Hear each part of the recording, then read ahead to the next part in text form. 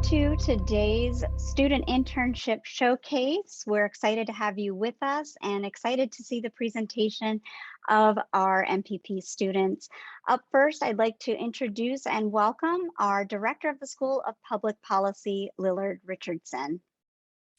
Hi, thanks, Whitney. I want to welcome everyone here. This is one of my favorite days of the year, along with orientation, which has all the hopefulness, graduation that has all the achievement.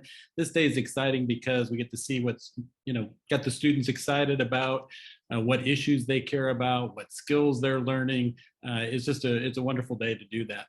I also want to thank Whitney, Catherine, Chris, Stephen, and Brandy for all the work they've done to help the students get to this point.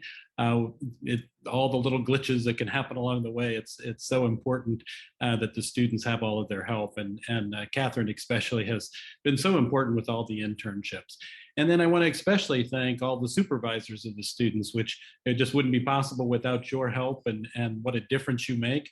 The supervisors, get to see both what our students have learned, what they still need to learn, but also, the passion that they bring to the issues that they're talking about. And, it's such an important part of student success. And when I talk to alums, they repeatedly tell me how important their internships were, what got them, what they figured out they want to do, what matters for their future. So many times it ended up setting them on a certain path that has continued to this day, as you talk to them. And so the internships are so key. And again, we couldn't do it without the supervisor. So I want to especially thank you for that.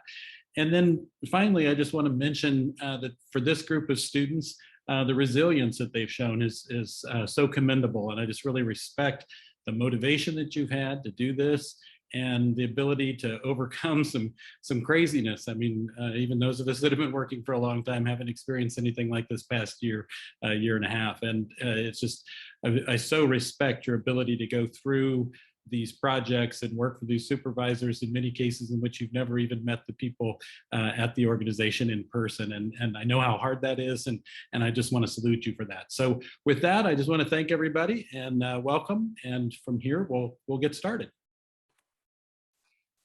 And I want to take a moment to thank you, Lillard, for that wonderful introduction, and just to talk a moment about the professional development program and how the internship process fits into that program. It's such an important aspect of our professional development because we do have a goal as a program of having our students experience the real world and be job ready when they leave our program. And so the internship is instrumental to making that happen. The internship typically happens between the first and the second year. And it's a great opportunity for students to apply what they've learned in the classroom and to really see how it plays out. They spend 300 hours at a minimum over the course of their summer, and have the opportunity to practice and overcome obstacles and really sort of challenge their thinking. So I hope that you enjoy the presentations today as much as I have, as I've seen the posters and worked with students over the summer. We encourage you to participate. So each student will present, and at the end of their presentation, we have a short window for some questions. If you please enter your questions in the chat box or the Q&A at the bottom of your screen, our moderator, Whitney, will insert your question at the appropriate time. As Lillard mentioned, we have a great deal to be thankful for our organizations and our preceptors. We could not do the internships without them. And without these organizations, they would not have happened. And so a really big thank you to all of these preceptors in the midst of an ongoing pandemic, allowing us to still place 100% of our students in internships over the summer. So kind of a virtual applause for this list of companies and people, many of whom are on the webinar today to see their students present. So without further ado, I'd like to turn the program over to Whitney, our moderator, to get us started. So Whitney. Thank you so much, Catherine. To get things started, we're very excited to kick off our poster session showcase with Alexander Lutz, who interned with Column. Welcome, Alex. Hi.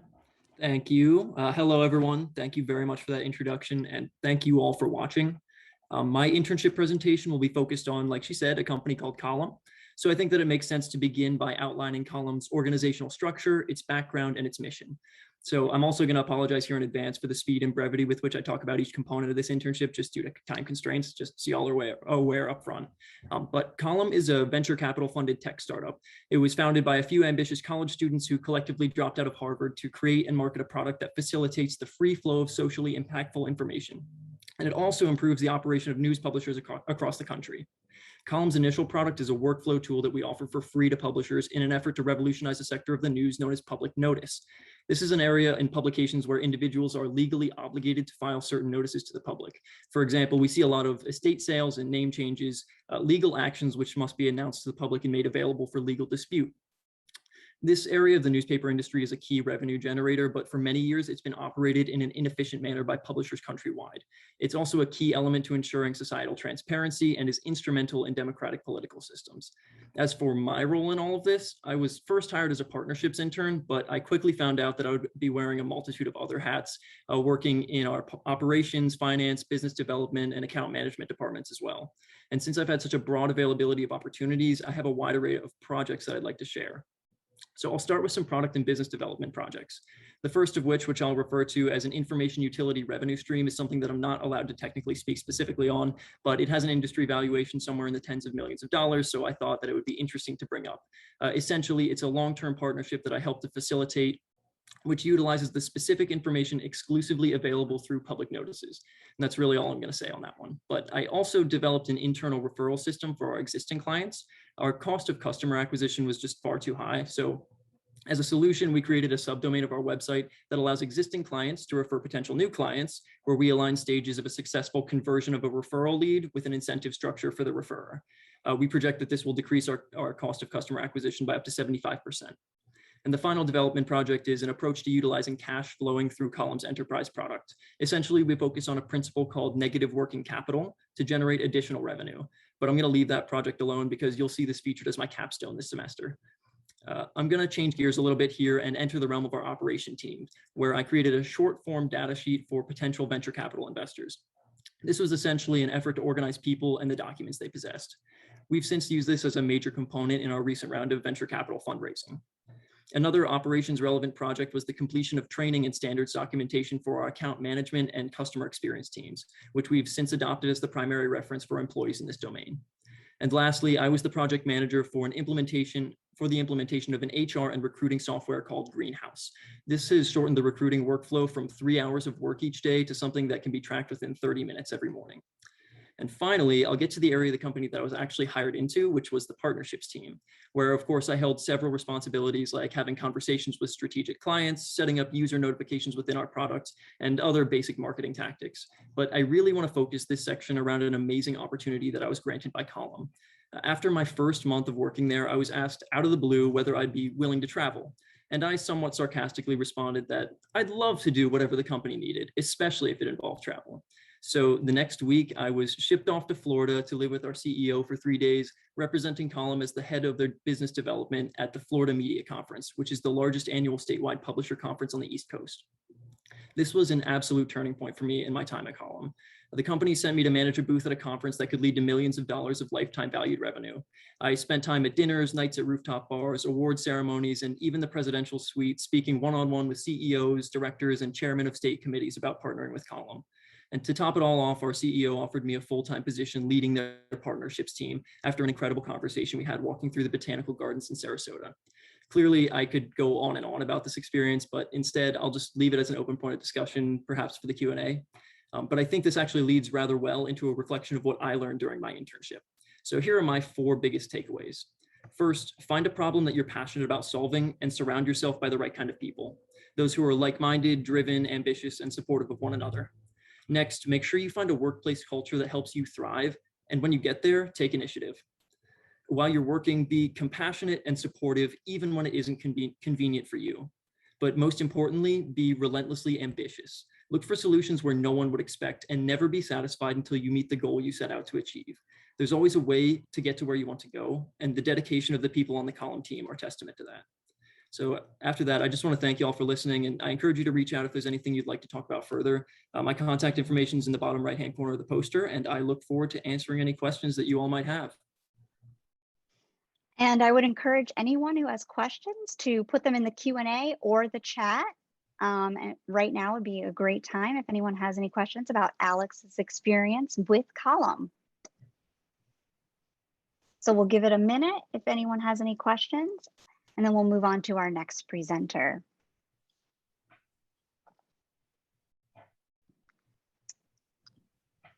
So Alex, we do have a question about what surprised you most.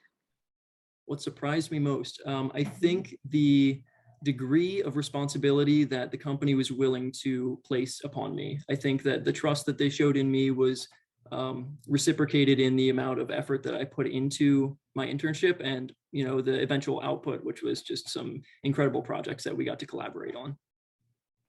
Excellent. Excellent.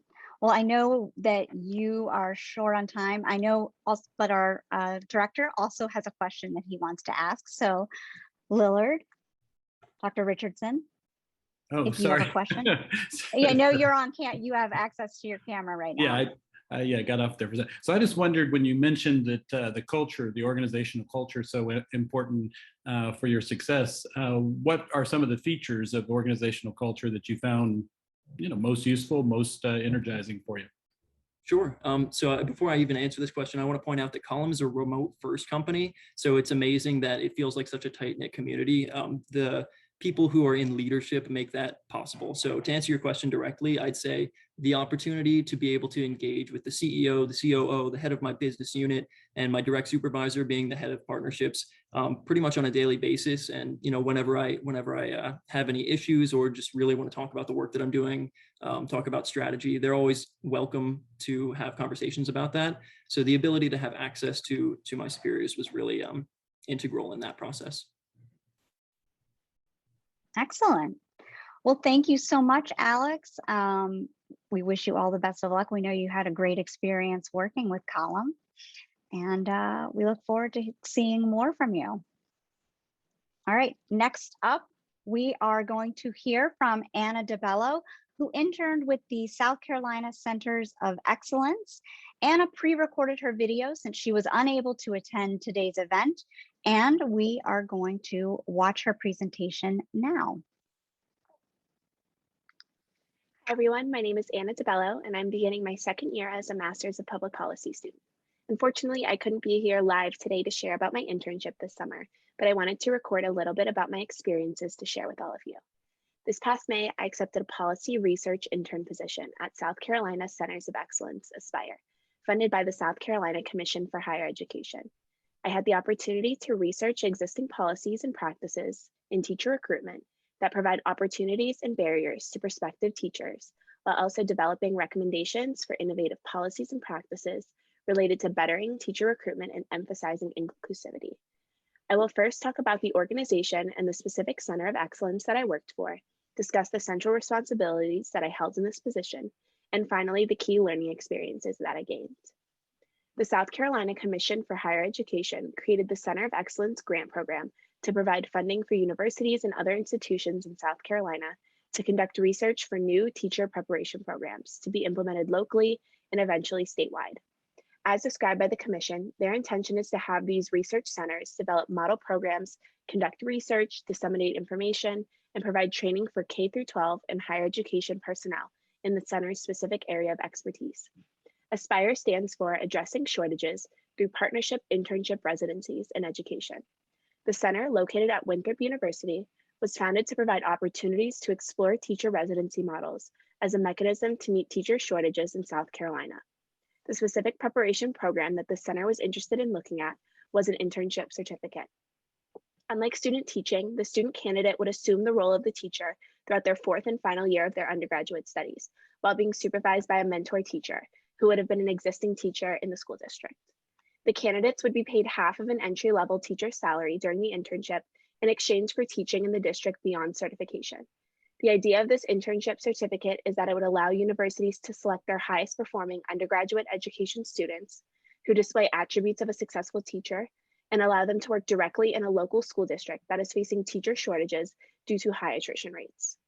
These highly qualified candidates would be able to gain real teacher experience that could not be received from a standard student teaching experience. In order to bring this proposed program into a formal policy report, which would be shared with South Carolina stakeholders, including the Commission on Higher Education, the center needed research on existing teacher programs throughout the US. My central responsibilities and objectives as an intern are as follows: to provide guidance and expertise about policies related to PK-12 teacher recruitment and retention, including strategies and outcomes from a variety of states, highlight policies and practices in teacher recruitment that provide opportunities and barriers to prospective teachers, including a review of potential barriers for underrepresented populations, develop recommendations for innovative policies and practices related to teacher recruitment, explore data systems and outcomes to evaluate policies related to teacher recruitment and retention, and finally assist with the preparation of a report on Aspire that will be shared with South Carolina stakeholders, including the South Carolina Commission on Higher Education. For the first 5 weeks of my internship, I worked on compiling and analyzing teacher preparation programs that mirrored the structure of the internship certificate. I was able to compile evaluations of about 20 different teacher prep programs, analyze their strengths and shortcomings, and outline these findings. At the end of these 5 weeks of research and analysis, I met with my preceptor via Zoom to discuss the work. The previous literature showed progressive shifts in teacher prep programs that focused more on real-world experiences for candidates and emphasized better rights, opportunities, and wages for incoming teachers. The gap in the existing program points towards the implementation of an internship certificate program, which was great news for the center. Throughout the second 5 weeks, I was still working on fleshing out the existing literature while also starting a new project, data visualization. The center had conducted a survey that captured what the districts needed from a teacher candidate from the perspective of an administrator. I was tasked with taking the survey data and transforming it into visually appealing tables, charts, and graphs. A few examples of my work can be seen at the bottom left of the slide. So the table on the right shows that the months of highest need for administrators to hire teachers to meet the demand and vacancies of the school year are May through June. And the chart on the left visually displays the top subject areas and grade levels of highest need related to hiring new teachers, which is special education, according to this survey. These are just a few examples of the figures that were created to easily interpret the findings of this survey for the center to show in their report. This internship program has provided me with the experiences and learning that I will use long into my career in policy. I gained real-world experience in data visualization, analyzing existing education programs and research, and seeing how policies are shaped from the start. I learned how to read articles and reports more efficiently, decipher what articles have the information that I was looking for, and pulled out the important material during analysis. Moreover, I've improved skills in time management, meeting deadlines while working independently, written and verbal communication, and critical thinking. I was able to learn how to balance my personal life with remote work as well. And as discussed before, I met with my preceptor midway through my internship to present my findings. This presentation and feedback greatly improved my communication skills in a research and policy setting, which I had little previous experience before this in doing that. Furthermore, I was able to better understand the complexity of teacher preparation programs and how puzzling it can be to try and pilot the quote unquote perfect program. I'm learning about how complex program implementation can be as well. When discussing policy solutions, it's very easy to talk in hypotheticals and blanket answers. However, as I've been researching different education programs, I've seen a glimpse of all the moving parts that goes into reform and how difficult it can be to reach an effective decision. I learned that it is important to take into account the community and school districts when shaping education policy and adjusting accordingly, as this factor greatly influences how effective the program policies are. There's also great importance in ensuring that teacher preparation program policies are consistent at the district level, university level, and at the candidate level. Issues arose when one group was not as well informed as others, leading to miscommunication and overall error. It is critical for effective policies to be thorough and closely observed, especially when handling the education of children. Overall, I've truly enjoyed working on the data and research concerning the internship certificate program this summer and learning more about how teacher preparation policies are proposed, evaluated, and implemented. I'm beyond grateful for the opportunities that Aspire has given me, and I look forward to continuing my journey in the policy world with more opportunities like this one. Thank you. That was Anna Debello, and we're excited that she had such a great experience this summer with her internship, and she was sorry that she could not be with us. Up next, we'll hear from Rebecca Labelle, who interned with the Virginia Department of Health. I want to remind everyone that we will be taking questions. So if you have questions throughout Rebecca's presentation, please start typing them in the Q&A window or in the chat so we can share those with Rebecca at the end of her presentation. So Rebecca, let's hear about your internship with the Virginia Department of Health.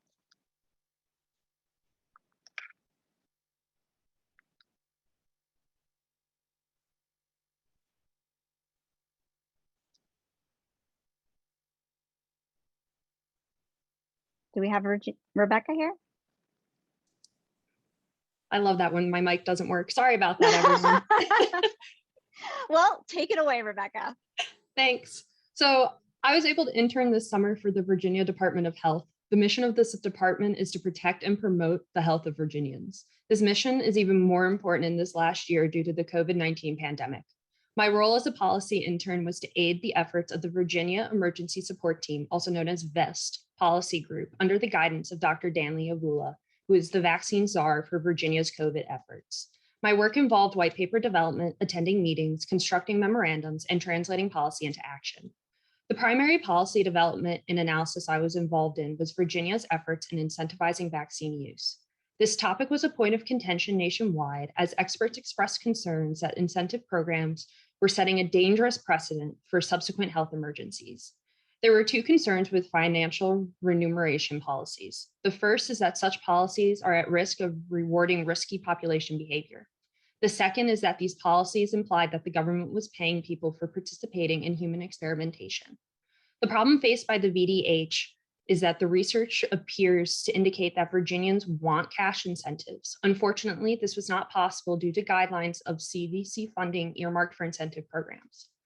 The VEST policy group's solution was to lean heavily into private collaborations and assist local health departments with incentives based on their communities. These collaborations were ingenious as these partnerships could alleviate concerns of the Commonwealth behaving in a Big Brother manner and present more precise solutions, generating more targeted program coverage. The VEST policy group reviewed many surveys about vaccine hesitancy during their bi-weekly meetings. These meetings showed the main concerns as well as the demographics who were not getting vaccinated. I got assigned to research connections between some of these groups in order to identify potential partners from these targeted demographics for the VDH to reach out to these communities. The goal of my investigation was to increase inoculation rates within these targeted communities. During this time, I was also researching the incentive programs made by the private sector. The VDH was very interested in working with the community to create incentive programs, so they wanted to make sure that they had everything covered and weren't copying any pre-existing programs. Outside of my assistance for the VEST policy group, I aided Dr. Avula with research and analysis of potential investments for future of Virginia public health agencies. I consolidated, analyzed, and discussed research with Dr. Avula for modernizing Virginia's public health system. And this research has become a long-term project that I still continue to work with him on. The last of my primary tasks was producing short and detailed reports of important health news of the week. These reports included various news articles and video clips with any other supplemental material I felt was necessary for a proper understanding of the health issues of the week. I assembled information from a wide array of news media to illustrate the complete story and prepare Dr. Avula for potential questions he would face for his weekly press conferences and meetings with senior staff. During my time as an intern, there were three key takeaways that I had. The first was the process of policy development through committee. I developed a better understanding of this process with the VEST policy group. The VEST policy group is a conglomerate of various representatives from executive agencies with varying levels of understanding of health policies. This method of policy formulation permitted diverse policy proposals and innovative solutions. It was really neat to see all these people working together and come up with all these different policy proposals and innovative solutions that I genuinely don't think would have been able to be done otherwise. The second takeaway was the intricacies of intergovernmental interaction. As previously mentioned, the work undertook by the VDH required the cooperation of multiple levels of government. The relationship between these entities can be tenuous and can deteriorate due to activities outside of public health policy, but it can negatively impact the ability of the VDH to enact policy. Therefore, when developing policies, we needed to ensure that any recommendations were within the scope of the department's legal purview. The third and final takeaway was the level of restriction that comes with federal funding. I was startled by the number of stipulations that the CDC imposed on the state government. I understood why there need to be stringent guidelines for personal grants and non-governmental institutions, but it still seemed a bit extreme for a state grant. Overall, these takeaways displayed the diverse and delicate nature of policy formulation. I was thrilled to apply what I learned to my work this summer, and I'm excited to continue my work with Dr. Avula as I finish my degree. Rebecca, while we wait for some questions to come in, I have one for you. Talk a little bit about translating all of this high-level policy, health policy, and the data that you dealt with to the general audience that, as you mentioned, it was a tough audience that you had to deal with at times, who are largely resistant sometimes to the information that you're giving them. You did a lot of media, video work. Talk a little bit about translating that information to them. So a lot of times how I started was I would try to dig deep into the actual topic itself. So what is each side saying? Where are they coming up with this information? And then I would turn around and try to come up with counterpoints for each side. And at that point, I'd really start discussing it with Dr. Avula and breaking down, okay, what kind of messaging is it that we need to do to get like white evangelicals to go get vaccinated? How can we convince them that this isn't a betrayal of their religion? This isn't a infringement upon their First or 14th Amendment rights. And the government isn't experimenting on you. This is a vaccine that has existed and has been being produced since the 90s for the initial research for mRNA vaccines. So kind of taking down what the actual background of the policy would have to be, and then kind of working backwards to, okay, how do we address this? Mm-hmm. What were some of the surprises that you dealt with or learned during the experience? I think one of the ones I found was the most interesting really was the limitations that we had with the CDC funding. A lot of other states were able to do like those big raffles in New York State, the huge music concerts. There were some states that were promoting like free beer for those who are over 21. The CDC funding, if you use it, you're not allowed to do anything with like big sporting events, with music festivals, with like memorabilia. You can't do any drinks or beverages, non-alcoholic or otherwise. You can't do monetary funds. Like, it was such a limiting set of guidelines that it really made it difficult to come up with a policy that could make people happy. And like I said in my presentation, Virginians wanted money. I mean, understandably, a lot of them had lost their jobs because of the pandemic. Of course, you want money to help feed you and your family and make sure everything's working for you. But unfortunately, because we needed the funding to help pay for a statewide program, we couldn't do that. So trying to come up with what would work for each county, they ended up deciding, and I tried to help them with it, doing more county-based incentive programs so that everyone can have a more targeted response. Well, thank you so much for your presentation. Thank you. I'm excited to see more from you. All right, up next, we will hear from Cassandra Kross and her experience with the Pennsylvania Population Network. Hi, everyone. I just wanted to thank everyone for coming out today. Wait, can you see me? Oh, no. Yes, we can see you. Okay, sorry, just wanted to make sure. So this summer, I interned with the Pennsylvania Population Network, or it stands for PPN. So PPN is a demographic research organization and is an affiliate with Penn State's Population Research Institute, or PRI. So PPN provides analyses focused on the role of population structure and change and the impact on demographic outcomes of well-being to inform and assist decision-making by stakeholders. PPN's director is Raven Chandler, and she also served as my internship preceptor. So I started my internship right after school ended on May 10th, and I'm still continuing some work with them right now. So at the beginning of the internship, Raven and I met, we set some objectives that were, so we were to assist with researching demographic characteristics in Pennsylvania and surrounding states to help inform policy briefs, assisting with writing policy briefs and other materials, to gain experience with Pennsylvania state data and state organizations, since I'm from Ohio, so I'm not really used to Pennsylvania stuff. And then to also gain experience using statistical software to help analyze data. So all of these objectives were met by the end of the internship. Some of the key skills that I learned this summer and also helped expand upon were utilizing Canva to create a new policy brief template for the organization based on key things that we thought were important to include, downloading data from Pennsylvania agencies and other agencies, learning the importance of census data and which type of data to use for certain projects. I also gained experience working with other agencies on projects, specifically the Pennsylvania State Data Center. One of the big things that I did this summer was strengthening my writing skills, specifically writing for the public, since that wasn't something I was very used to. I also strengthened my data analysis skills using R, and I learned how to use ArcGIS this summer as well. And the biggest thing that I did this summer was this internship really helped strengthen my research skills, since there was so much research that needed to be done in different capacities. So I want to spend the majority of this time talking about the different projects I was able to assist with. So like Rebecca, I did a project that had to do with COVID, and it was a policy brief that we titled COVID-19 in the Commonwealth, County Level Differences in Vaccination Rates and Death Rates. So this policy brief, we started at the end of May and we finally finished up in July. So for this project, we wanted to analyze the county level COVID vaccination rates as compared to the county level COVID death rates.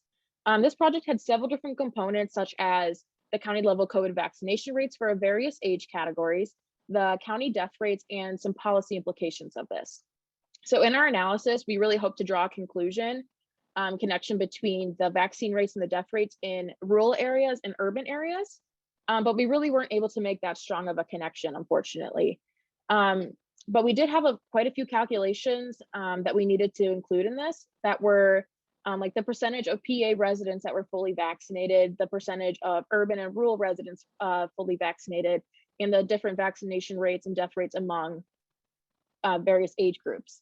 So the project had many challenges, including capturing accurate data for Philadelphia County, since they do have a different reporting system than the rest of the state, and also making sure that we kept the data up to date throughout the entirety of the project, because it was a longer one. And so for this project, I served as the lead data analyst. So I did most of the calculations and such. Another project we worked on this summer was around the release of the 2020 decennial census data. And this policy brief was entitled 2020 Census in the Commonwealth, Pennsylvania Population Estimates. So for this project, our goal was to determine the changes in Pennsylvania's population in relation to the rest of the country. So we found out that it is aging relatively quickly versus the other states. And we also wanted to look at changes on a county level. How are different counties changing as in aging or things like that? So this, as mentioned before, this brief was inspired by the release of the census data from the 2020 decennial census. And we knew we wanted to make this brief more interactive and not just like piece of paper, since there was so much data to present, and we wanted to make sure that if you wanted to see the information on a certain county, you were able to do that. So after many discussions, we landed on using ArcGIS story maps, which was able to provide us with a platform that we were able to show our dashboards, and you can click and change things.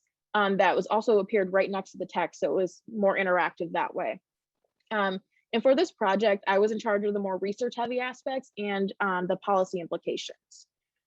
One of the last big projects we did this summer was we worked with the Pennsylvania State Data Center on differential privacy. So right now, the State Data Center, they wanted us to analyze the 2010 census as it is, and the 2010 census with the differential privacy algorithm applied. So we wanted to compare and contrast the versions of the census in order to provide feedback and how this algorithm is actually affecting the accuracy of the data. So then we provided a write-up for the differences for the State Data Center, and then they were going to forward that on to the Census Bureau. So one of the biggest takeaways from the summer was I really learned the importance of using data in order to help inform policy. So my internship experience this summer has really helped shape my interest in future job aspirations, because I really enjoyed being able to use data in a way that shows how policies are interacting with other people and how different policies can improve the outcomes for people. And this really just helped solidify my belief that policies really do affect people, not numbers. So that was probably one of the coolest things that I was able to take away from the summer. And if anyone has any questions, please let me know. We do have some questions, as a matter of fact. So we want to get these questions coming in, Cassie, and the first one we have here is from an anonymous attendee who says, what is the differential privacy? So differential privacy is kind of complicated. It's an algorithm that the Census Bureau is applying to the census to make sure that no one can recreate it and make sure that your data stays private.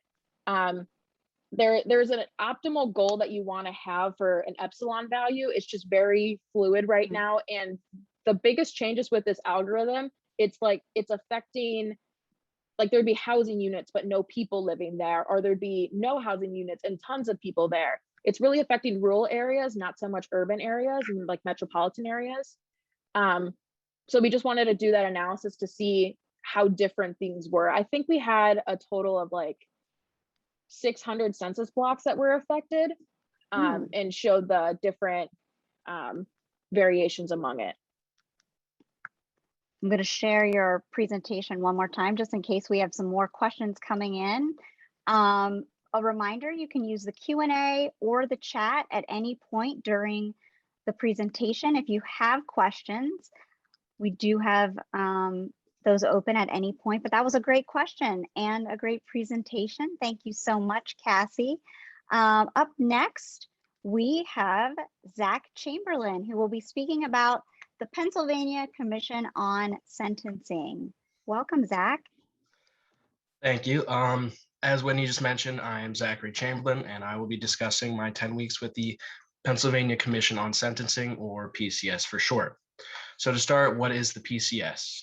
It's a legislative body that produces sentencing guidelines for Pennsylvania judges to use when judging a case. So it's normally a specific range dependent on the crime given. The PCS also completes multitudes of research projects for the Commonwealth, some of which are assigned by the PA legislator. Now, the goal of the PCS directly applies to fair and consistent use of the guidelines they produce. So their main priority is to create and maintain a consistent and rational statewide sentencing policy through the adoption of guidelines that would promote a fairer and more uniform sentencing throughout Pennsylvania.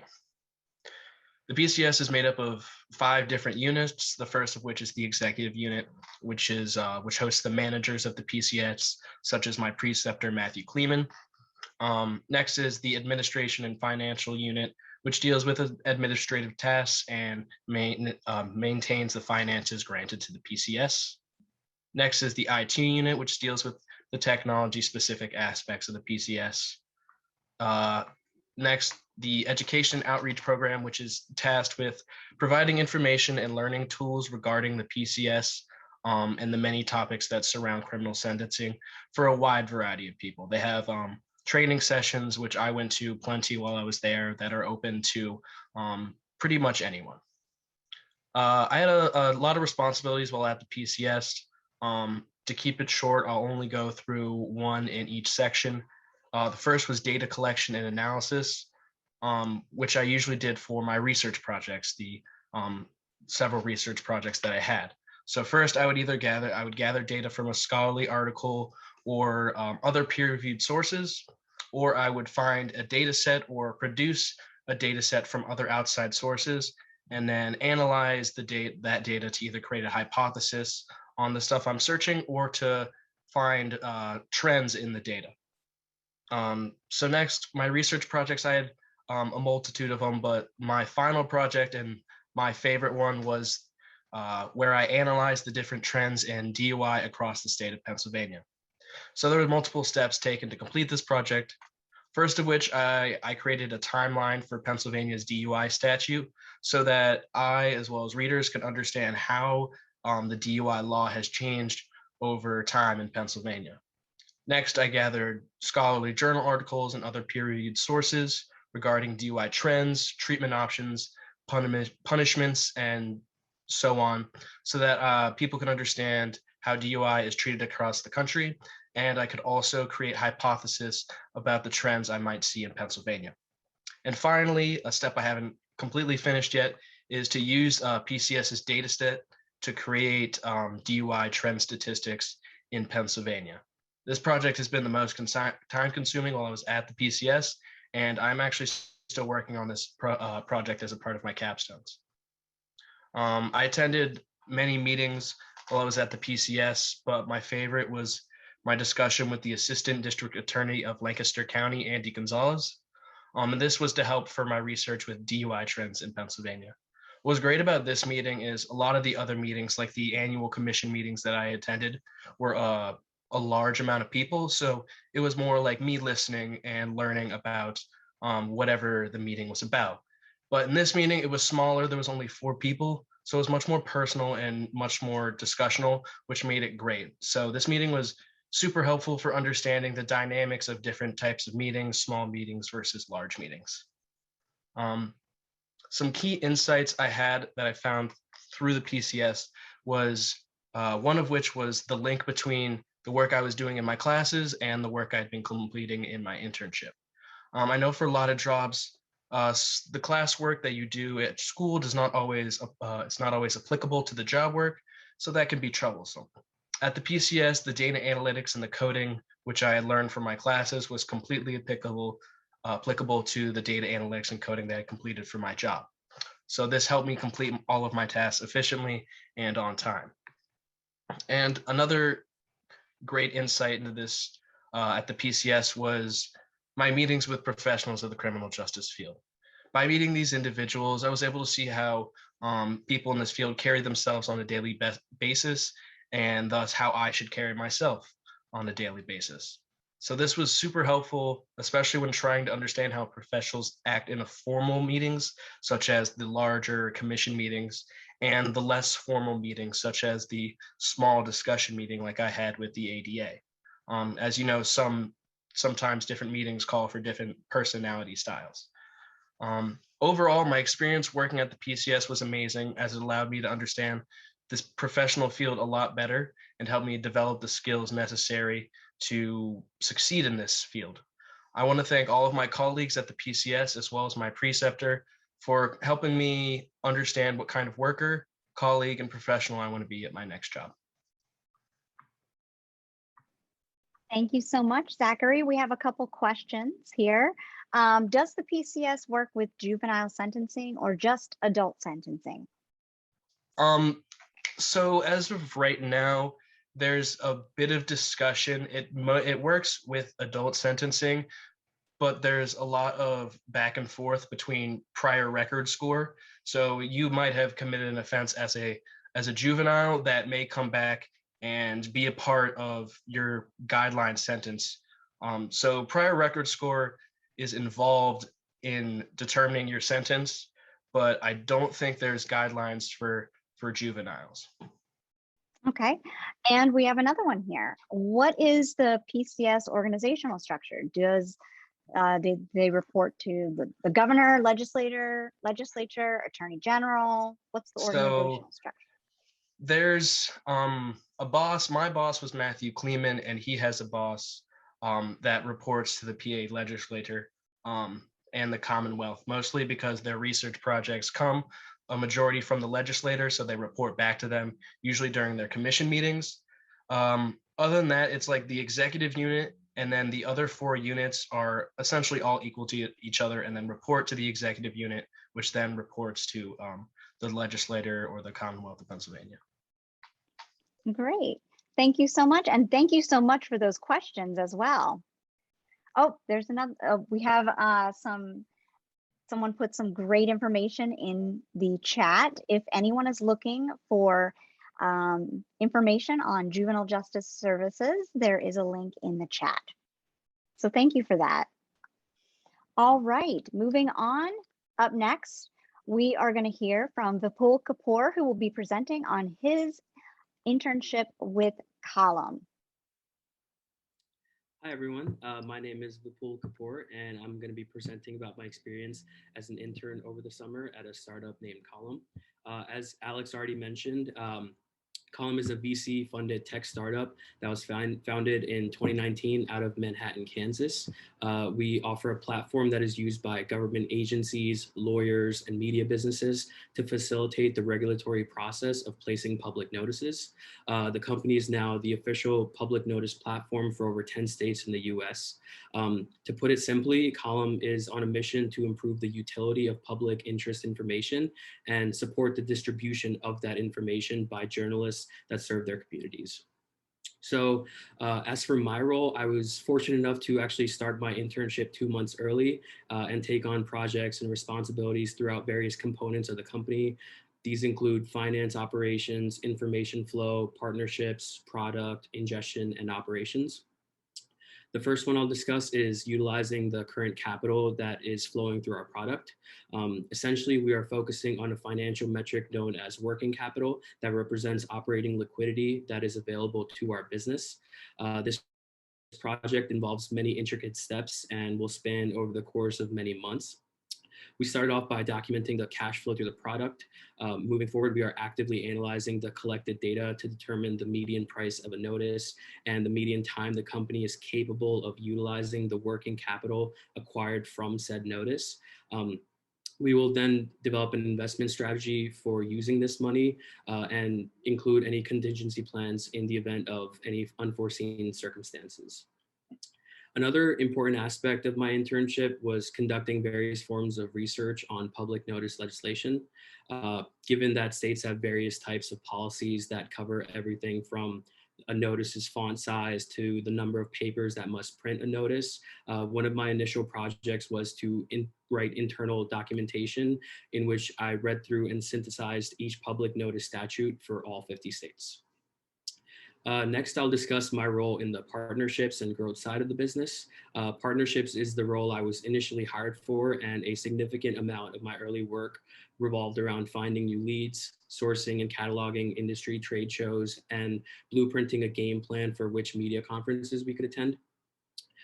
Two of the bigger projects I handled included developing a framework for publisher referral relationships and planning and executing a direct mail campaign from start to finish.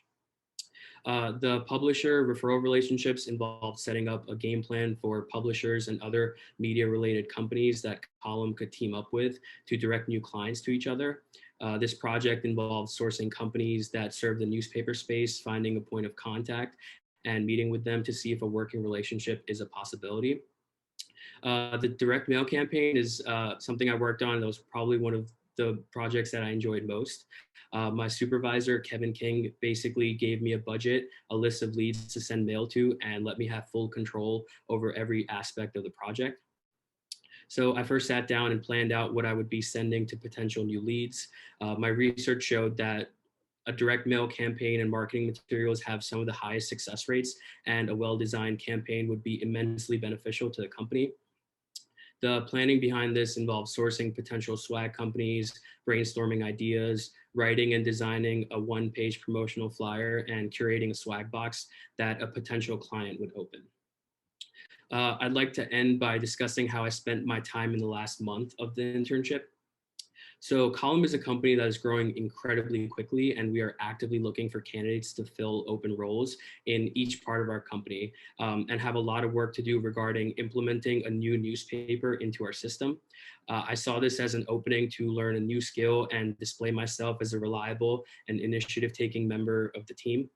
So the final 4 weeks of my internship consisted of learning how the backend implementation in our system takes place and being given the task of fully implementing newspapers for our biggest enterprise client to date.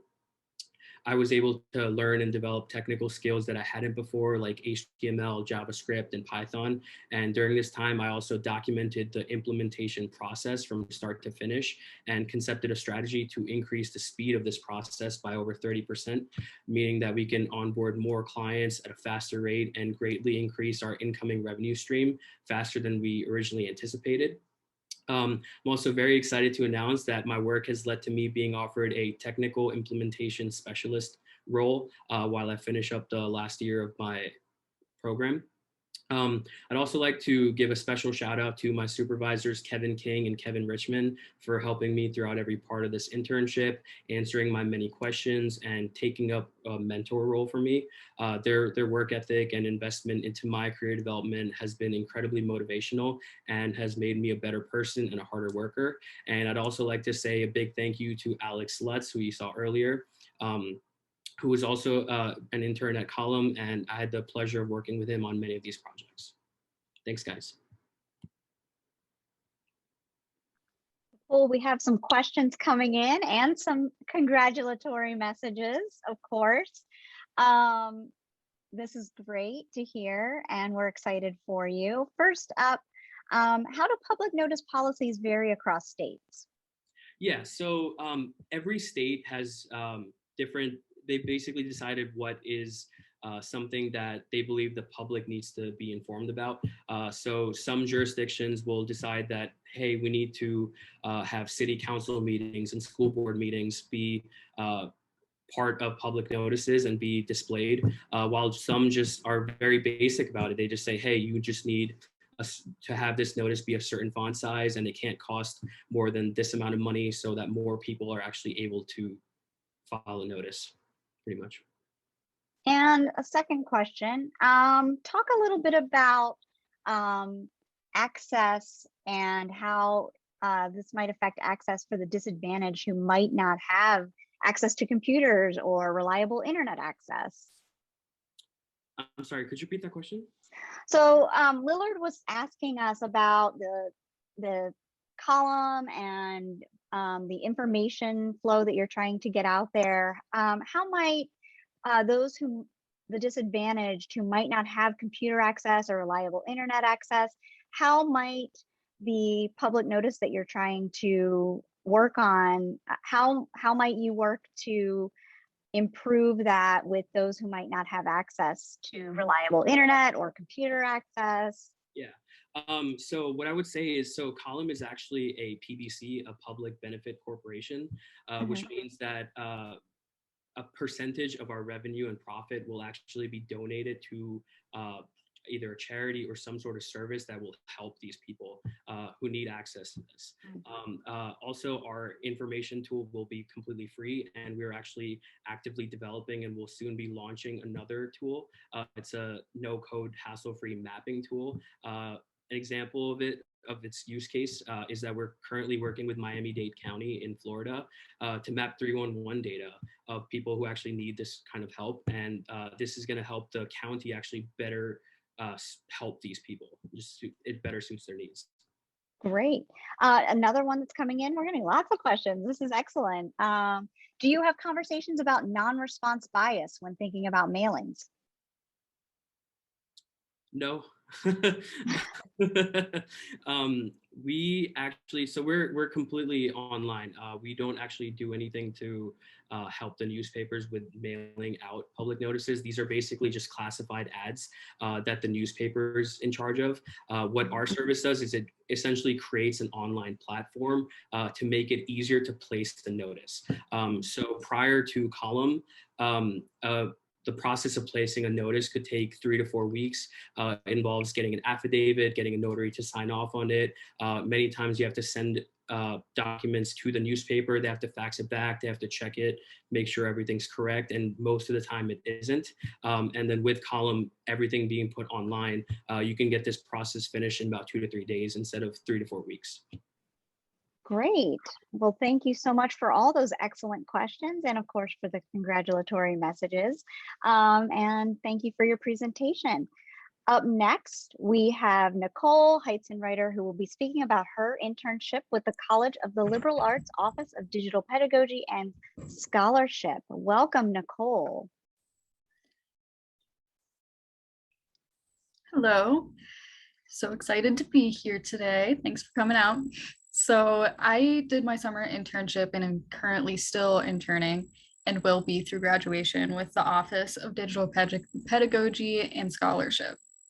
I had the opportunity to work on a variety of projects that appealed to my interests and future career goals through this office. The first and the main one that I'll touch more on in a second was the drop fail withdrawal rates within the sociology department. And I also got to work on some curriculum building for an Intro to Latin Studies class with Dr. Andrew Sandoval Strauss. I really hope I said his name right. I practiced. And I got to help advisors on starting up their first year experience courses for this fall. And I started to work on a collaboration with a nonprofit that I've worked for in the past called Pandemic Professors. That's still in the early stages. We're having a lot of timing issues in collaborating right now, but it's something that I feel good about in the future. So since I had a wide variety of experiences in this internship, I feel like I really got the chance to strengthen a large variety of skills. The first one that comes to mind is my research skills, at least in a professional setting. And maybe the one that got strengthened the most was my survey rating skills, which quite honestly didn't exist before this internship. So I'm really grateful for that opportunity, and my curriculum design on a post-secondary level. I have gotten to do quite a bit of curriculum design in the past, just not on such a high level. So the main project that I mentioned earlier was the drop fail withdrawal rates in the psychology department. We started this collaboration with the psych department by starting a literature review, and multiple interns worked together to make a vast list of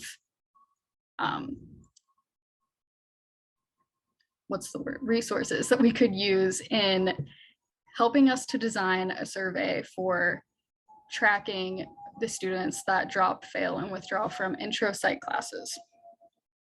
So you can see at the bottom of this section in my poster, I provided an example of the first survey that one of the first surveys that we pitched to the psych department.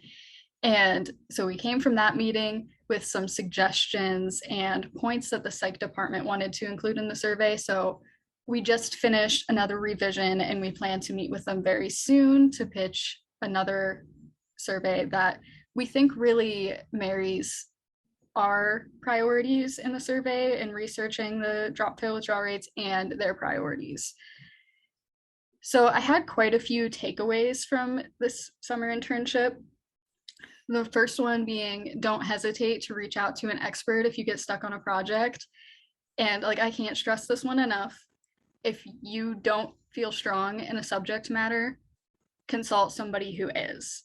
And we were really lucky to have a big variety of interns this summer. So if I was stuck on something data related, I could reach out to another intern, and using each other to one another's strengths is really vital.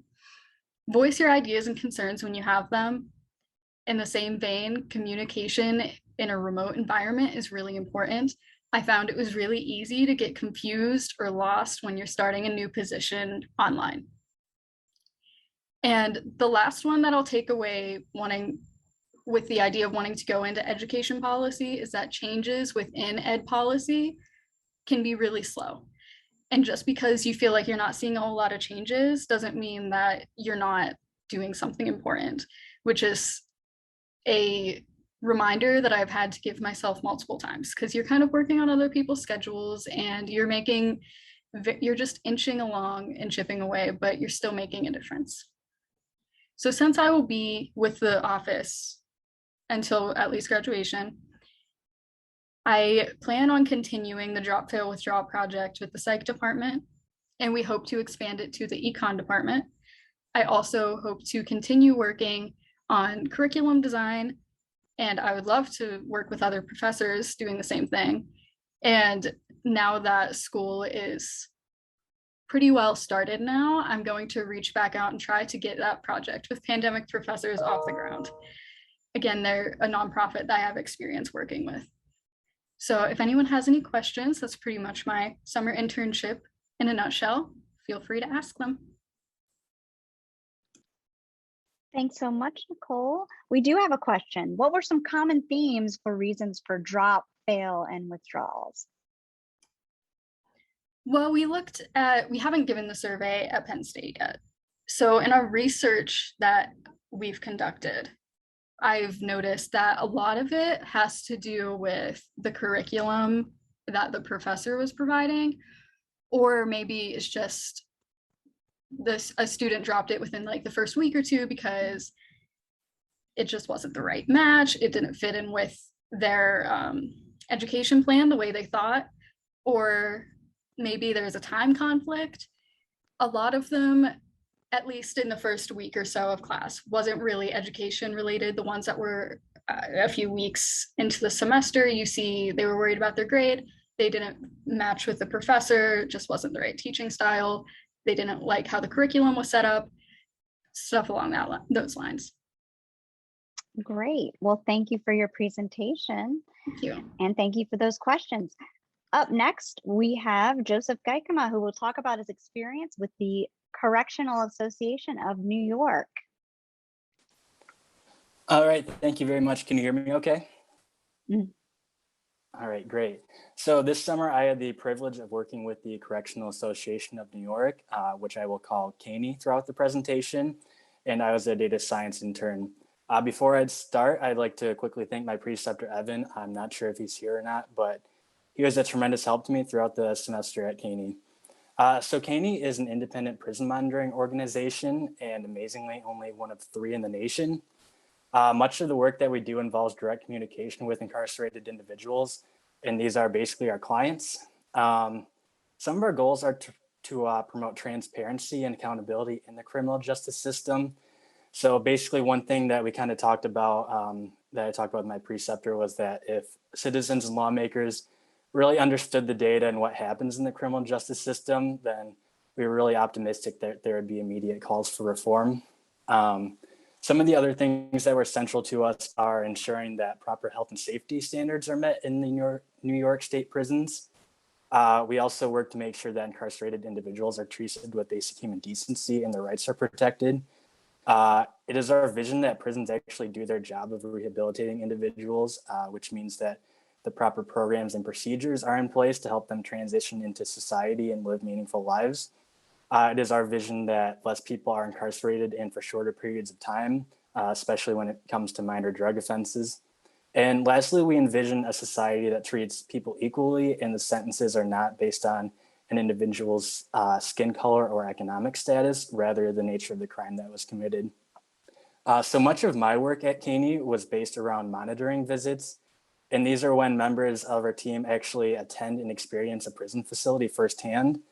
On these trips, we are free to interact with incarcerated individuals, and this is really the bread and butter of what we do and how we obtain a lot of information and data about the prison facilities. Although I was unfortunately able to partake in a monitoring visit this summer, one thing that I did regularly for these was create online surveys via Google Forms that our team would use.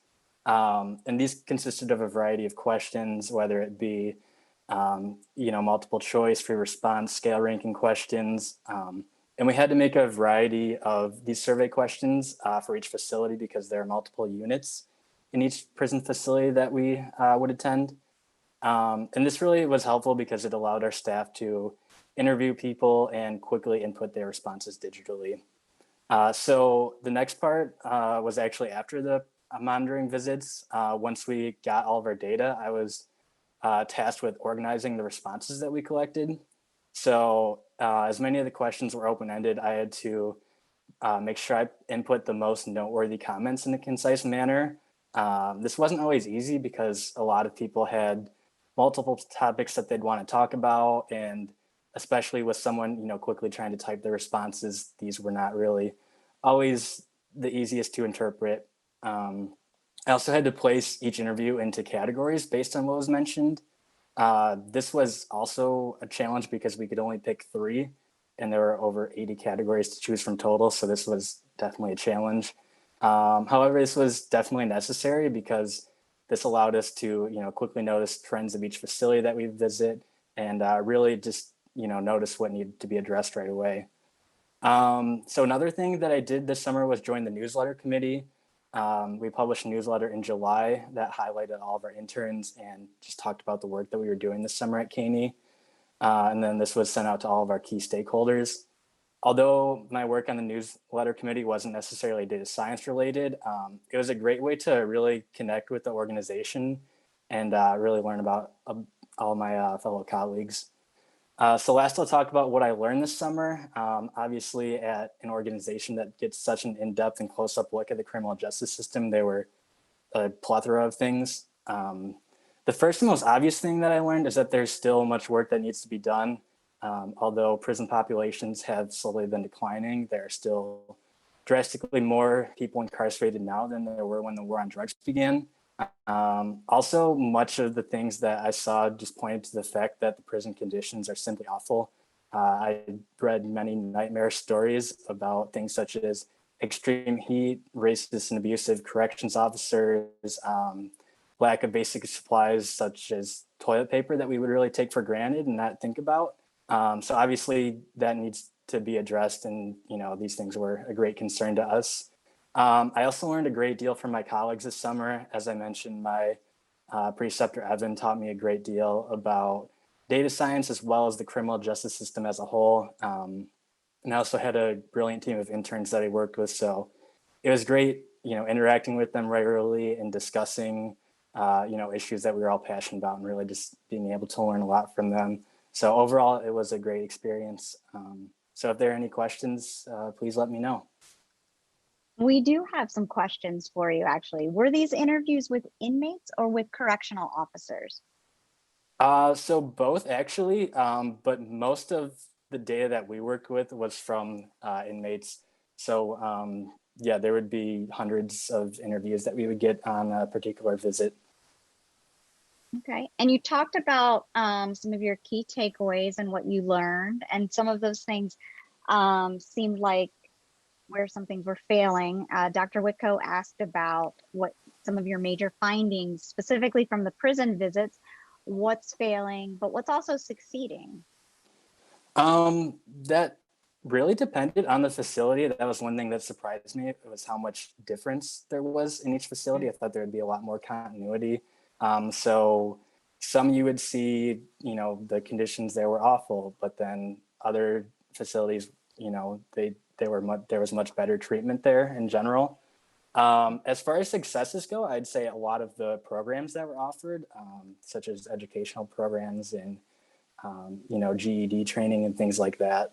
So that was, one good thing that we noticed. And were they able to get data on how COVID was affecting prisoners in New York, and what actions did they take related to COVID? This is from Dr. Richardson, our director.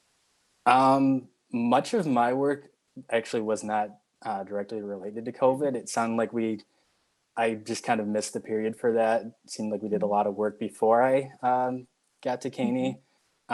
We did notice some things. For example, COVID really affected just, things like the amount of recreational activity time that people would have. And, there were a lot of complaints about masks and things like that. And there weren't too many resources available to people.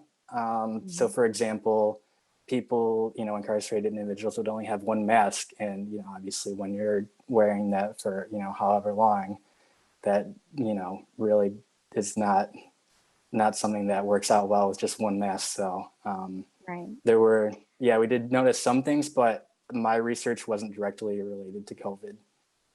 And finally, we have one here. It seems like you got honest responses. Was there any worry that you would get dishonest responses? Not really. I was actually surprised by how many people were willing to talk to us. And I think a big reason of that is because many incarcerated people just kind of want to be heard, want to have some type of interaction, and just kind of just feel that someone's hearing them and listening to their concerns. So I didn't really notice any dishonest responses. I mean, obviously we wouldn't entirely know, but it seemed like many people were very willing and appreciative of us. That wasn't a really big concern of mine. So I don't think that was a major issue. Great. Well, thank you for all those great questions. And of course, thank you to Joseph Geikema for that presentation on the Correctional Association of New York. Up next, We have Andrew Mickle, who worked with the Unitarian Universalist Office at the United Nations. Welcome, Andrew. Hello, everyone. So my name is Andrew Mickle. I just started my second year here at the School of Public Policy after graduating from the political science part of my IUG this past spring. And I'm here today to talk about my internship this past summer with the Unitarian Universalist Office at the United Nations. So first, let me just quickly go over what Unitarian Universalism is. Unitarian Universalism, or UU, is a non-denominational interfaith religion that branched out of Unitarianism and Universalism, two separate sects of Protestant Christianity that merged to form this practice. We welcome people of all faith backgrounds who choose to search for meaning and higher truth through whatever spiritual path works best for them, and are united by a set of 7 principles, first and foremost, affirming the inherent dignity and worth of every person. Due to the shared desire for peace and dignity for all people across the globe, the UU faith lends itself to collaboration between our organization, the UUA, and the United Nations. In fact, we have had a formally recognized office at the UN for decades, working to advocate for our values in the globally connected environment of the UN and its surrounding organizations. This office is where I worked this summer. This leads me first up to the biggest challenge I took on over the course of my internship. Myself and Joel, my co-summer intern, planned, organized, coordinated, and hosted a panel on global police violence and human rights, both national and international. We had to contact and follow up with many potential speakers, put together a tentative schedule for the event, coordinate communication between panelists, and tackle the logistical side of setting up a Zoom event. This was the largest scale and highest stakes event I'd ever helped plan for, and it taught me the importance of sorting out the smaller details that you don't think are going to matter well ahead of time. With that said, we were very happy with how it turned out, and so were the speakers. The flyer I designed for this is on the left side of the poster. My other primary responsibility over the course of my internship was to write at least 2 blog posts for the UUA's international blog, focused on promoting awareness of and advocating for solutions to issues that are on the office's agenda. While I had prior experience with the process due to my first and second year background in journalism, I had never done full-scale research for persuasive pieces or articles before. The first blog post I wrote addressed the topic of inequity and potentially unfair or exclusive agenda setting in regards to an upcoming UN summit on the sustainability of our current food and agricultural systems. I knew next to nothing about the subject coming in, but I was fascinated by it enough that I put in the time to learn and ended up with a comprehensive article discussing the topic by the end of it. My second blog post was an entry in a series focusing on global police brutality and suppression. This also pushed me outside my writing comfort zone, but I learned more about current conflicts and issues in Belarus and Brazil, among other nations. Both of these articles can be accessed through the QR codes on their respective banners on the right side of the poster. Finally, I decided to take on a third blog post. This addressed the ever-growing issue of forced climate migration.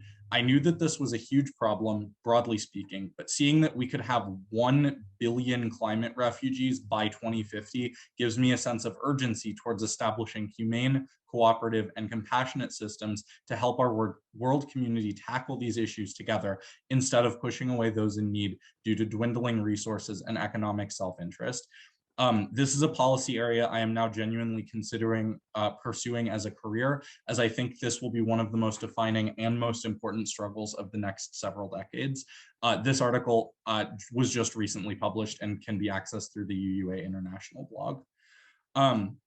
The process of doing research, writing drafts, communicating with the rest of my team, and editing my work based on suggestions to help it fit with the style of the blog gave me a great deal of new experience with adapting my work to fit the environment I'm in. Given the professional importance of not only writing, but writing effectively, I'm grateful to have had this opportunity to improve my abilities in this regard. But I think what made this internship feel most worthwhile and kept me most engaged and interested in giving my best was the fact that everything we did was in the pursuit of advocating for the values of our office and our faith: compassion, global community, and human dignity. I think as policy researchers and political agents, it can be easy to become disheartened by the ways in which our world does not live up to our hopes and ambitions for how it could be made better. But I think it's still important to try, even in small ways. Finally, this internship provided me with invaluable opportunities to network with professionals and leaders in the fields I'm interested in. For example, the office and I are both hoping to work together again in the future, as are the panelists from the other organizations we worked with. From bringing together a panel of US and international speakers on issues in policing, to putting in the time and effort to write informative, high-quality articles on several major international issues, to all of the other office work and internal projects I was involved in, I always had a sense that the work I did this summer was meaningful and worth doing well. I have been both heavily involved in the UU community and interested in political advocacy since the start of high school, and this allowed me to take those passions and interests and put them towards giving something back by making something worthwhile. I couldn't have done it without all of you and without the rest of my team at the UU office at the UN. Thank you. And if you have any questions, I'd be happy to answer them. And we do have some questions here for you. We have one. Who was the audience for the event, and how did they determine who they wanted as presenters? So the audience for the event was more focused towards the general public. This was sort of the big event in a series of advocacy efforts towards demilitarization or police brutality, which was a focus of the office. And so we wanted to get a diverse background of speakers who would sort of be able to touch on various aspects of this issue. We ended up having a former US service officer, foreign service officer who works with the office. We had a Filipino commissioner on human rights who works with the High Commissioner's Office at the UN. And we had the director of the National Police Accountability Project to sort of touch on police brutality and racism in America specifically. Great. And what were some of your sources for the information you shared regarding police brutality? And what was that process of finding information like for you? So the process of finding information was definitely a little bit difficult, particularly in regards to the article on Belarus and Brazil, because oftentimes it's difficult to verify the sort of veracity of international reporting. However, I was able to sort of compile a list of about 15 to 20 different sources. I went over it with the rest of the office. We looked through them and we figured out a couple that seemed really airtight and had very transparent reporting as far as how they received that information. Great. Thank you so much, Andrew, for that presentation.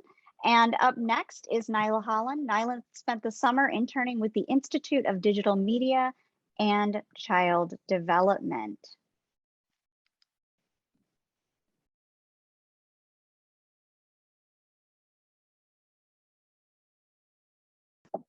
Okay, hello everyone. My name is Nyla Holland, and within the MPP program, I have a specialization in education policy. This summer, I interned at Children in Screens Institute of Digital Media and Child Development from June 1st to August 30th. Children in Screens is a nonprofit organization that promotes interdisciplinary objective research into the impact of digital media on child development. The Institute seeks to inform parents and legislators through communicating its findings through publications, webinars, and letters. Children in Screens strives to connect the medical, social science, education, and public spheres. The Institute's work became very relevant with the COVID-19 pandemic as more children were spending time on screens than before. And this past summer, they've been able to leverage this moment to advocate for increased funding to research the impact of tech on kids' cognitive, social, and physical development. I was on the policy track. So as a policy intern, my main task was to learn how policy is created and enforced by monitoring policies and doing outreach to legislators.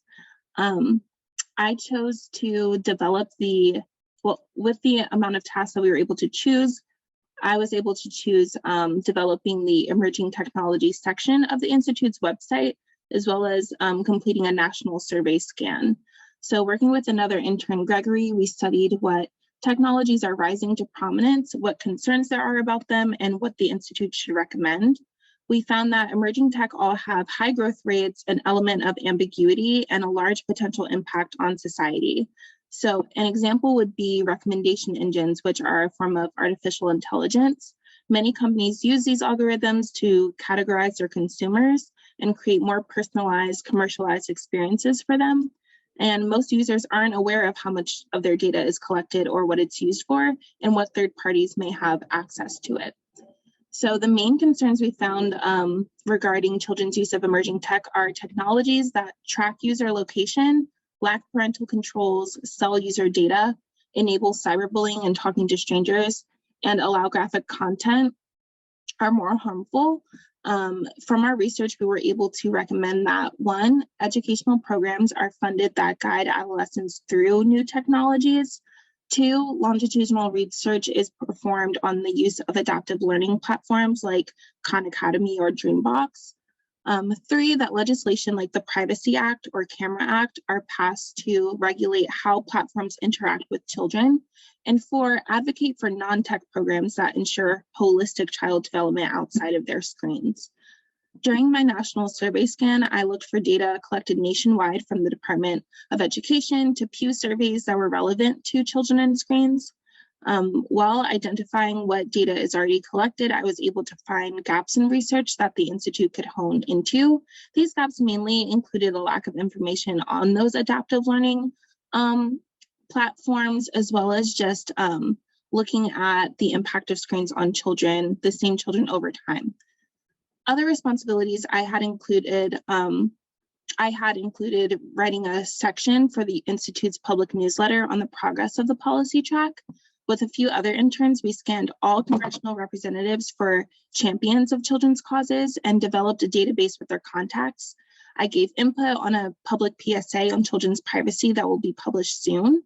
Also, I joined the other interns in a debate on the hot topic of sharenting, which is when parents post publicly about their children and parenting experiences online. So arguing on whether or not the government should regulate parenting, we explored the tension between children's privacy, parental rights, freedom of speech, and social responsibility. I was also able to present a case study for potential longitudinal studies on children in media to a selection board and offer my insight on the pros and cons of the submission. Some of my favorite experiences this summer included learning how to read and understand bills by presenting to an uninformed audience, meeting with several representatives in their offices, and the policy debate. Not only was it fulfilling to present our work to people in power, but I was able to exercise my public speaking and writing skills. I gained a lot of insight over this past summer. First is that research requires a strategic plan and vision. To know what to do, you must know where you want to end up beforehand and the different tools that can help you get there. Second, knowing your audience is crucial. Writing for legislators is very different, as your product should be more succinct and have clear actionable steps. Writing for parents may require a more sympathetic tone and could use examples to illustrate your point to avoid miscommunication. When we met with legislators' offices, we had no more than 30 minutes with them to get them up to speed, discuss our actions, and work toward a solution. So it's imperative to know your talking points well, in addition to what you can bring to the table. Fourth, positive interpersonal relationships can take you a long way. This came in handy when working with other interns on presentations and scheduling meetings. It's also a great way to network and learn from what others are doing in your field. Fifth, keep track of good data sources. So many databases are hidden behind paywalls or have maybe even unethical methods of data collection. So when you find them, hold on to them. Lastly, ask questions sooner rather than later. Holding on to concerns or confusion will only hold up projects down the line. So in my future professional career, I want to apply these lessons in my work. My experience have taught me that I work better in fast-paced environments, and advocating for those whose voices aren't as valued is a passion of mine, a vulnerable population like children. I'd be glad to continue working in the education policy landscape as more developments have implications for better policy and better outcomes for adolescents. I want to thank Children and Screens and the MPP program for this amazing opportunity. Thanks so much, Nyla, for your presentation. We do have a question, and I do want to point out also that we have an article of interest that was posted here in the chat if anyone wants to check that out. Nyla, how does the organization determine its priorities for advocacy? That's a great question. So I think they have these different work groups that convene based on what they feel is most relevant and really looking into the policy landscape. So something very that's a hot topic right now is children's privacy and data collection, as well as AI. So since more politicians are making legislation on that, are concerned about that, that's kind of how they capitalize on those things. And especially with the pandemic, they were more interested in education technology and maybe some other things where that wouldn't have that kind of policy, that opportunity window wouldn't be as prioritized. Great. Well, thank you for your presentation.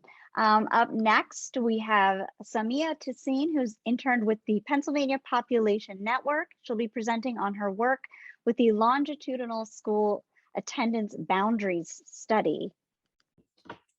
Thank you, Whitney, for the introduction. Hi, my name is Samiha, and I am a second-year MPP student.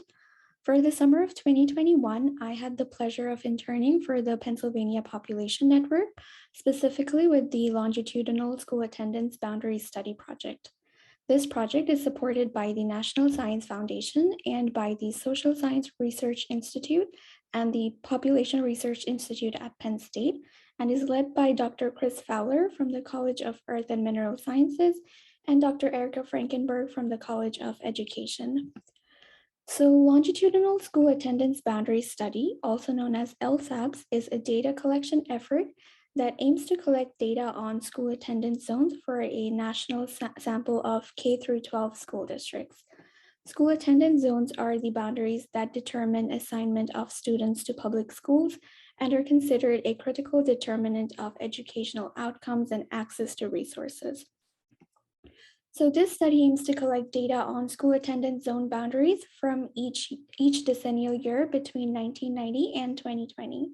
School attendance boundary data can come in many different forms, such as GIS shapefiles, digital images, photographs of old wall maps, feeder patterns, and descriptions of boundaries that exist in school board meetings.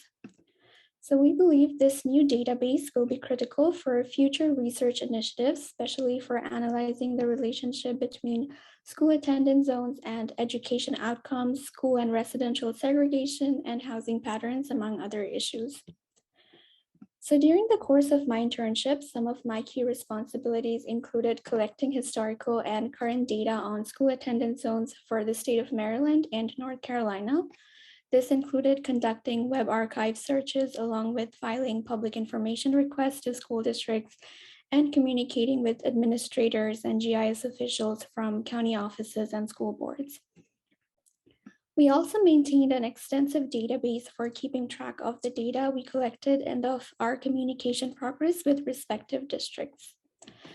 Additionally, I also spent a majority of my time focusing on Howard County, which is a diverse suburban district in Maryland and is also part of the Washington metropolitan area.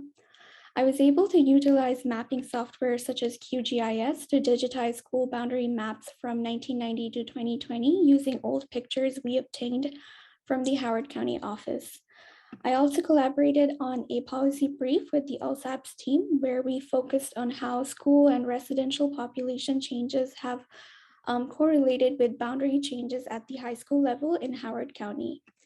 Some of the key findings from this brief include that although schools in the district have become more racially and socioeconomically diverse since 1990, several school populations remain disproportionate to the district's overall population changes.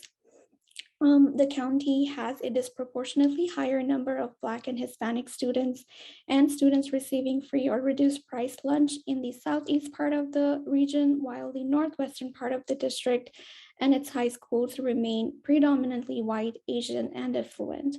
So for instance, it is a little difficult to see from these maps, but at the center of the district are two high schools named River Hill and White Lake that are quite close to each other, but have very different proportions of students of color in their schools. River Hill, which sort of falls in the northwestern side, has about 16% Black and Hispanic students combined, while White Lake on the southeastern side has about 60% of Black and Hispanic students in the 2019-2020 school year. And most of the time, school boundary changes in the diverse part of the district simply just redistributed students around similarly diverse high schools, while boundary changes in the white, Asian, and prominent part of the district only intersected with similarly advantaged high schools. Also, a recent redistricting effort in 2019 to distribute low-income students more evenly among schools in the district was highly publicized and controversial and was mostly contested by parents and families of students who attended these well-off high schools. So these trends show you the importance of the role district leadership can play in confronting school segregation and how they have an opportunity to promote diverse learning opportunities for all students and promoting school integration. This internship was a great learning experience for me, not only because I was able to learn how to build on my technical skills, and I also learned how to collect and analyze data, but also because of how it helped me learn more about the issues related to education disparity and the importance of boundary data in maintaining equitable school districts. Being a part of this project was very meaningful to me, and I hope going forward, I'm able to use my knowledge and experience that I've gained from this on other projects. Thank you. Thank you, Samiha. We have a question here. Do you have any information about how redlining has impacted school attendance boundaries? We do not. We have not collected data on that yet, so we do not have enough information on that. Well, we look forward to hearing more about what you do in the future, and we thank you for this great presentation. And up next, we are going to hear from Logan Carter, who will be talking about his internship with Focus Central Pennsylvania. Thank you, Whitney. And I would just also like to say thank you to my preceptor, Lauren Bryson, for being in attendance today. So let me tell you a little bit about what Focus Central Pennsylvania does. So it's an economic development firm based out of Danville, Pennsylvania, that covers the greater Central Pennsylvania region. And their primary goal is economic development based on the local and state level. So they deal with a lot of local businesses, as well as working with legislators in Harrisburg to talk about the various pieces of legislation that are being talked about that may impact the economic welfare of the region. So some of the duties I had over the summer, I started in late May, and some of the duties I had included building and constructing various databases for our department, which included various contact info for the legislators in Harrisburg, as well as creating a data set through our property database based off the various properties we have listed, as well as the various real estate brokers and economic management firms we also are partnered with. And one of the biggest events I had the pleasure of going to during my time with Focus Central was our Industrial Development Forum. So on June 22nd, our firm hosted a live conference of around 250 participants from all over the state. And we got all these firms and individuals together to talk about the various happenings going on in the state, what kind of trends economically the state is following behind, as well as what our department can do for all of them. So I had the pleasure of going to their offices actually in person for the event and helping and sitting in with all my coworkers in our office building to kind of like sit down, talk about what was going on and help kind of manage the whole thing. And it was really special for me because not only did Lauren ask for my input a lot, but all of our coworkers asked about my opinions on how we could further economic growth within the region. And they would ask me, from my perspective as a younger person who is going to graduate school somewhat soon, they asked me what kind of things would a young professional such as myself look for when trying to find places to live or work in, and kind of like apply that to the Central Pennsylvania region. So lots of talk on economic policy, which before I wasn't really familiar with, but after working with Lauren and the team a lot, I got a good sense of all of it. And another big task that I was given from Lauren was studying this tax policy study that she gave me rather early on in the summer, and talking about how our department can leverage the sort of economic laws that are going on in PA compared to the competing states such as Ohio and Maryland, and see how we can leverage that to attract more businesses into the state. Because ultimately our goal was to get a lot of businesses to invest into Pennsylvania and create jobs on the local and state level. And then the last thing I did over the summer was I worked on our Focus and Livability initiative. It's this multimedia effort we're trying to do, which is both in print and online, that tries to advertise to people why they should come and work within the region.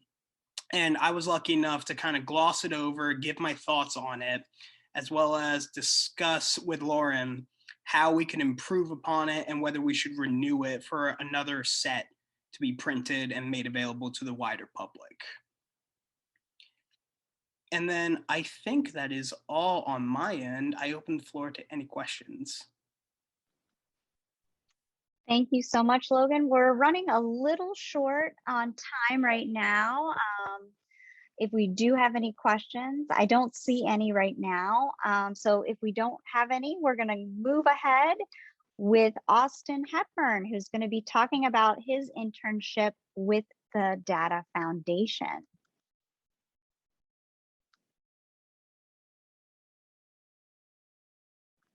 And you need to unmute there, Austin. There we go. Can you hear me? Cool. Thank you, Whitney, and thank you guys for sticking around. I know we're almost at the 2-hour mark.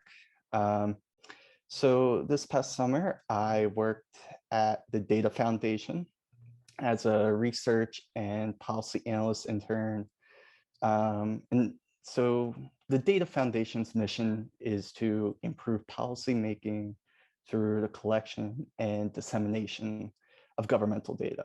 So they focus on 5 main areas: evidence-based policy making, accessible government data, improving technical capabilities for improving data quality, responsible data usage, and future planning of technological advancements. And this is done not only through legislative action, but also through academic quality research, programming and webinars, and hands-on education. So with my role, I conducted policy research related to open data, data access, and data transparency in regard to criminal justice data, education policy, and demographic data.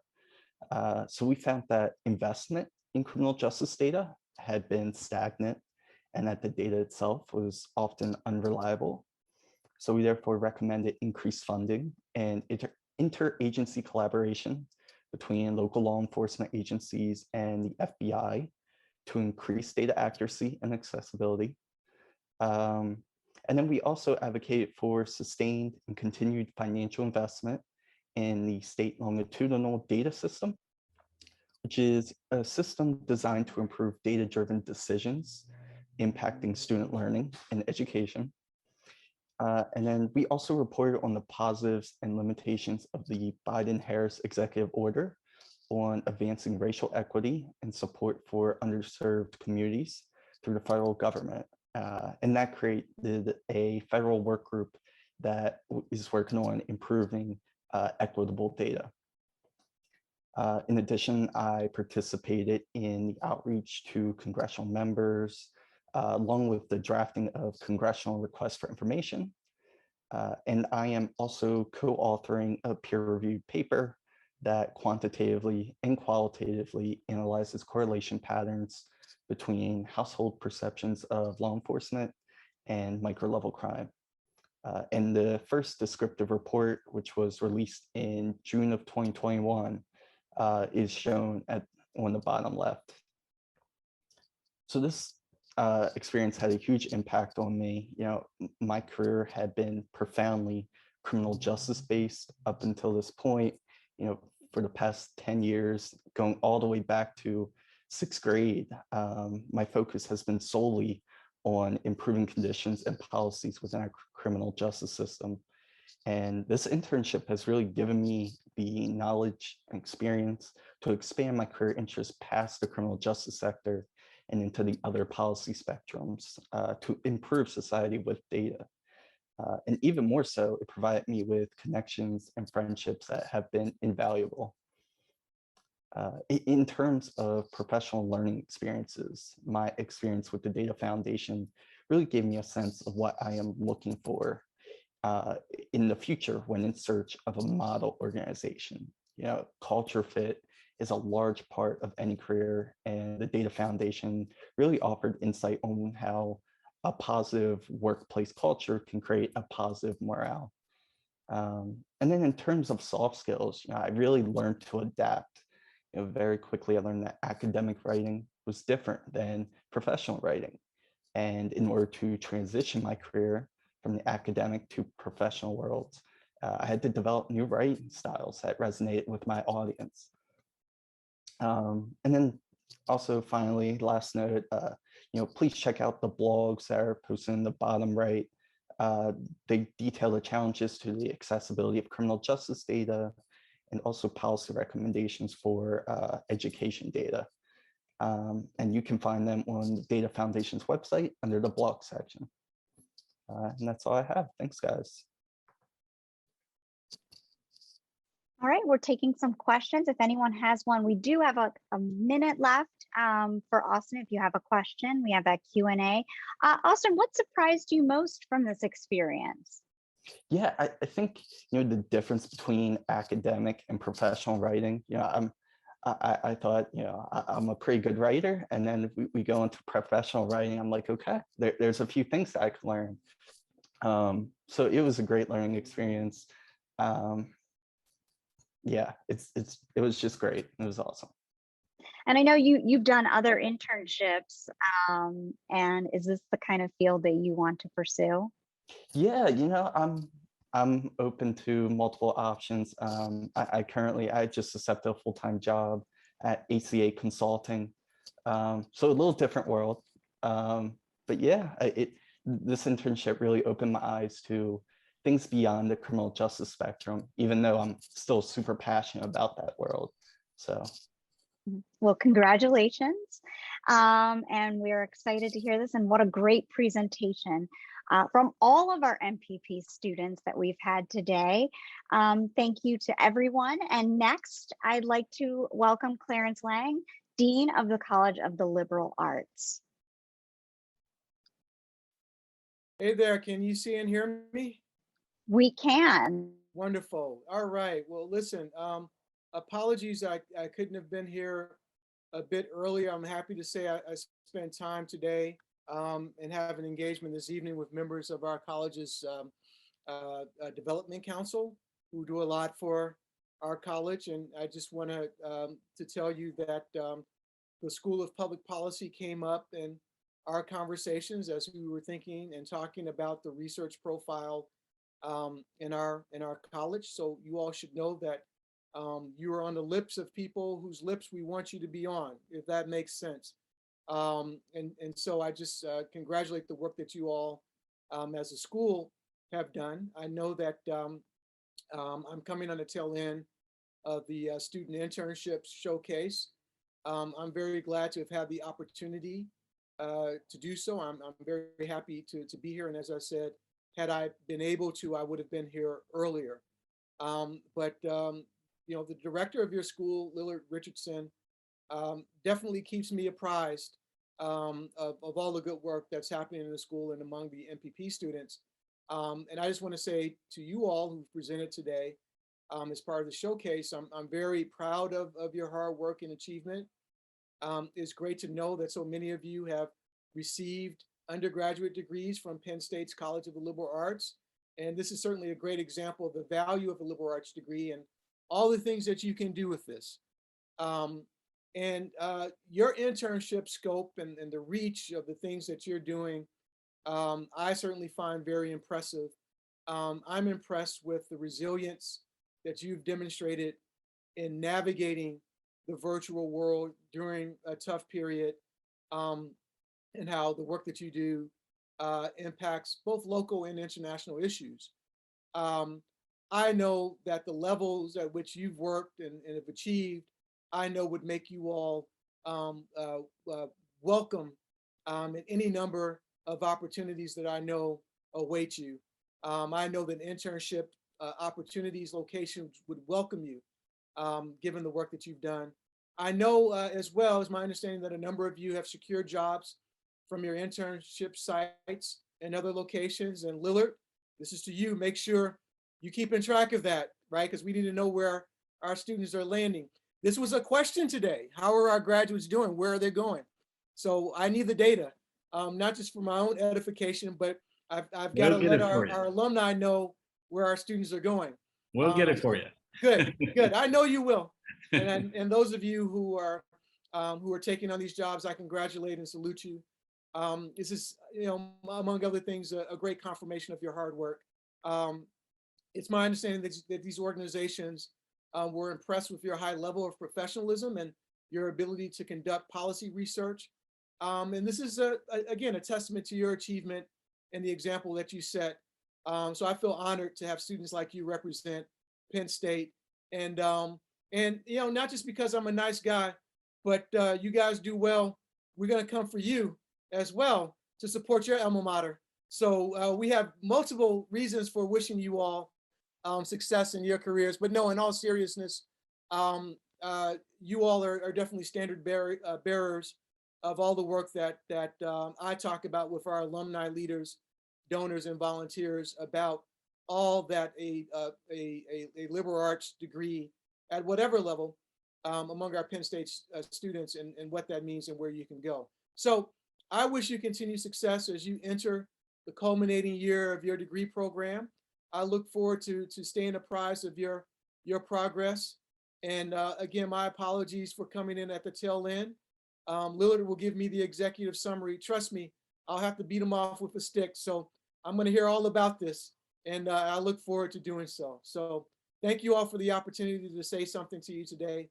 And seriously, best wishes. Stay healthy and safe. You're going to hear my dog in the background. We're still in the pandemic. You know how this works. Thank you all so much. Thanks, Dean Lang. Thank you, Dean Lang. Yes, thank you. And up next, we'll hear from Chris Wicko, our Associate Director of the School of Public Policy, with some concluding remarks. Okay, great.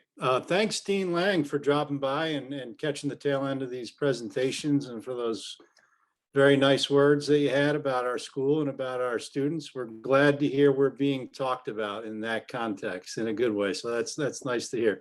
I want to once again thank Dr. Baumgardner, Catherine Baumgardner, for all her work on this round of internships and just more generally getting this entire internship program going in a relatively short period of time in a pandemic, no less. And thanks again to Whitney for her always incredible moderation of these School of Public Policy events that we have. We're extremely lucky to have her doing this. But mostly I want to say thanks to our students. I want to say thanks for your outstanding presentations. It was really fascinating to learn about everything you did and to hear about all the good stuff you're doing in your internships and furthering your education, but also doing great things out in the world. One of our goals in the School of Public Policy is for our students to go out there and address the biggest problems that are out there. And I think we've seen that you've done that, getting more teachers from underrepresented groups into the teaching profession, getting people vaccinated so that we can end this pandemic and kind of get on with our normal lives, addressing problems associated with mass incarceration, addressing climate change. These are the big problems, and you're addressing them, and it's really great to see that. As we would say, maybe back in South Carolina, where I used to live before I came up here, you done good. So great job. And I look forward to seeing your continued professional and intellectual development in the capstone class in the spring, which I'll co-teach with Dr. Baumgardner, but even more so than that, I look forward to seeing all the great things that you're going to do after you take these experiences you're learning at Penn State and as you go out into the world. So thank you. And I think that'll just about do it for us. Whitney, do you have a final wrap-up comment? That is, we want to thank all of our MPP students and our preceptors who joined us today, and some family members I saw who joined us as well. We appreciate all of your presentations. They were incredible. And as Dr. Wicko said, we wish you all of the best of luck, and we can't wait to follow you into your policy careers. So thank you everybody for joining us. We will have a video of this that we will post online and share with you in the next few days. Thanks again. Good job, Have everybody. a great weekend. Thank Thanks. you. Great job, everyone. Great job. Very proud Yeah, of you. nice work. Excellent, absolutely. excellent Good job. internships. Very good. Very good, everybody. Thank Nice you. job.